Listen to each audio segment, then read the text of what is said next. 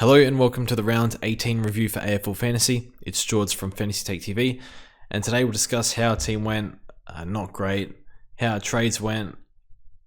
I don't even want to talk about it, but we'll go over it because they were disastrous, and what our trade plans are, which are basically undoing the crap that we did this week. So we'll get to that. But yeah, our trades this week: Gawn in for Darcy Cameron and Keys in for Clayton Oliver. So basically I was going to go for Andrew Brayshaw instead of Ben Keys, but I switched because of the Friday night game. I wanted to open up the possibility of bringing in Bailey Smith or Rowan Marshall, depending on the timeline of Paddy Ryder. So I thought bank a bit of coin, go to Ben Keys. They both scored 70, and we benched Carmichael's 111, just they played at the same time. Crows versus Pies, so maybe I should have just gotten a look at that score. But yeah, you don't expect your premium you brought in to be outscored by a rookie by 35. It's lost 35 points there. Now we don't have Clayton Oliver, we could have held him. And also Max scored to Darcy Cameron, so lost another 35 odd points here. DC scored about, I think, 110. Max scored like 75 or something like that. 75, yeah. I just thought I didn't want to be stuck with issues next week with Grundy coming back in, and I wanted to jump off Darcy Cameron when Grundy came back, and he still might score okay with Darcy Cameron, with Grundy, DC and Grundy together. But I just thought maybe get a leg up on the comp, people that hold. Maybe he scores not so great, because the week before he played a bit more forward than Ruck, I thought, or maybe it was even split, but he kicked 3 goals. Without those 3 goals, because he played a bit more forward, I thought he wouldn't have scored so well. So on to the next, I guess, but not great. Scored 2,282, rank 1.5k, so dropped about 200 in the ranks, so not great. But defense sort of just held up. Just another week of not owning Sinclair, and 146, just really bad. They played this chip mark game style where they took 158 marks at the Saints, and part of me dies every time was Sinclair chip mark, but it's still good to provide drive off halfback. But it was the chip mark game that was just in this game, because it's worth 6 points for a chip mark is just a lot.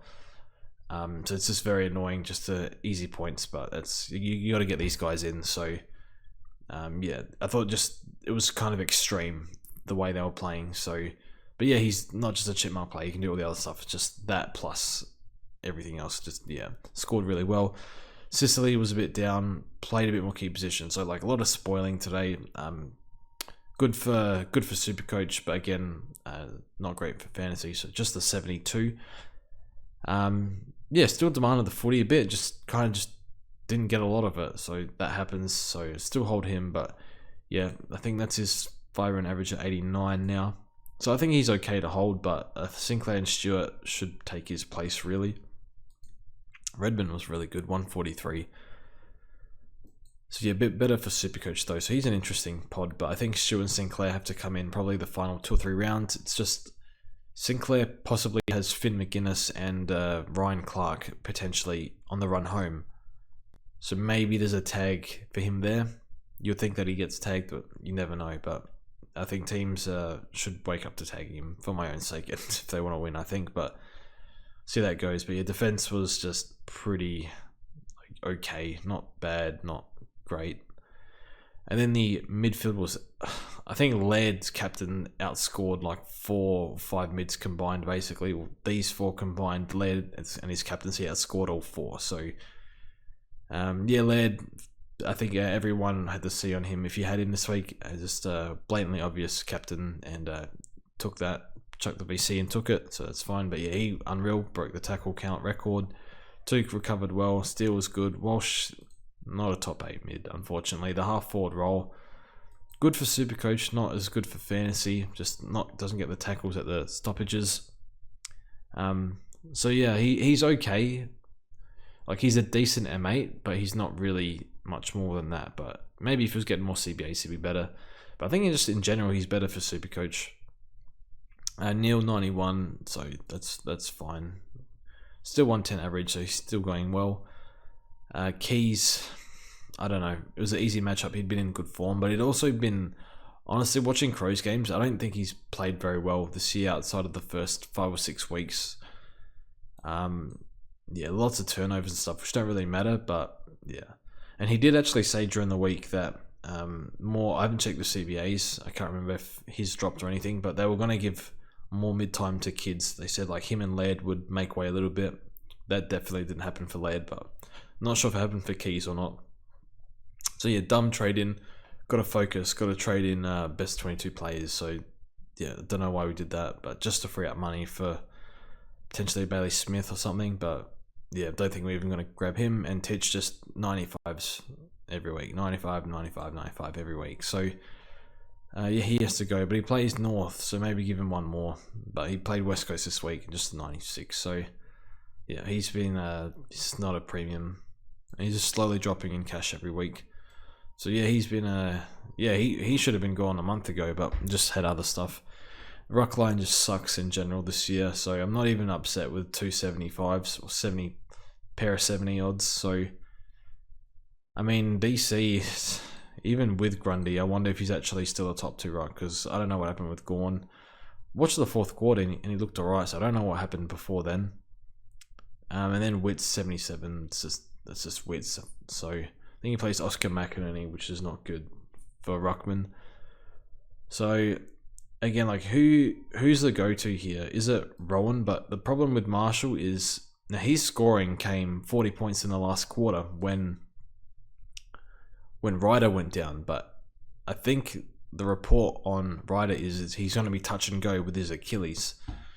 So am I just buying Marshall in for a week and then Ryder's coming straight back? I don't have that luxury. So yeah, I need some sort of timeline on. I need to hear some sort of timeline on Ryder before bringing in Marshall. But I would take Rowan straight away if I knew he was going to be extended out. Ryder would be out for extended period of time. And yeah, forward line Dunks has dropped off a bit, so hopefully he bounces back. But I don't know. I'm not sure he does. See how he goes. I'm not prepared to jump off at the moment. Cogs 92 is fine. Bont was unbelievable. Parker just gets his high 90s every week. Brody's solid 91. And then Connor Rosie, I thought I can't trade this. I've been thinking to trade him out, but I just can't. And Connor McDonald 90 on the bench. Fantastic. So good for him to make a bit more money. But yeah, I can't bring myself to trade Rosie. He's my third best forward the past 5. 98 average. So he's playing really well. I don't know. I mean, I feel like I need to get Bailey Smith in. I'll probably skip to Ranto. He hasn't looked that great. Giants getting flogged every week. Duncan, 103. Stewart's coming back, so maybe that affects him. Trelaw's been alright. I don't think it's worth a trade for him. So I think Himmelberg's still pretty good. 5 round 95. And that's with like his role switching up. So he's been a really good pickup. And Dylan Moore's been pretty good the past few as well. CBA's up again, so I think he's decent. Good matchup versus North, so I don't mind him. But yeah, our trades for this week, where is it? Around 19, isn't it? So pretty dumb trades last week. So first one, Josh Kelly concussion, Burnman. I know he also got injured before that as well. And he's been crap since we brought him in anyway. So CBA's dropped with Hopper back. Concussion. See you later. Get Callum Mills in. Callum's a weird one. It's like he just has those really bad games. And you kind of just hope I plays the Crows. He'll go 140 on us. So yeah, pretty comfortable bringing him in. And then the next one, we just brought in Ben Keys. And I know you expect him to bounce back. But I've seen Merritt's fixture, and they play, I think it's Collingwood, I can't remember the order, Collingwood North, GWS, Richmond Midfield sucks. It's just too easy. So I'll bring in Zach Merritt. Is he a best 22? Well, I think he is from here on out, just the fixture and form. I mean, what's his 5 round or 3 round? 120, 5 rounds. So I think so. It looks really good. And he's just always looking for marks. It's not owning him is very annoying at the moment. So I think he is best 22 from here on out. And the other two that I don't have, well, I don't have Clary. I've had him most of the year, but we'll grab him back for Titch next week, all going well. And the other one is Brayshaw that we need. And other than that, like, I guess Hugh McLuggage has been good. Had Viney go today. 104, he's been okay. Not really interested in him. So yeah, it's just probably grab Oliver for Mitchell and then leave it like that, and then probably grab Brayshaw for Walsh or something. But I don't think there might be too much in that. But yeah, Brayshaw is a bit up and down. Plays Richmond. It's an easy matchup for him. That's not good for not owning him. But yeah, I think at defense, we'll probably need to get Sinclair and Stewart in. There's only 5 rounds to go. Midfield, get Titch to Oliver. And the forward line, like, I don't really know what to do here. Like, Bailey Smith for someone, but I don't know who. And then maybe Wits to some other ruck. Maybe English if he comes good, I'm not too sure. So that would be the last trades, I think. But otherwise, the team's in okay shape. Not the best team, not perfect, but it's holding up all right. So yeah, keep holding Rosie, I guess. But yeah, that's the team. Thanks for watching, and we'll see you guys next time.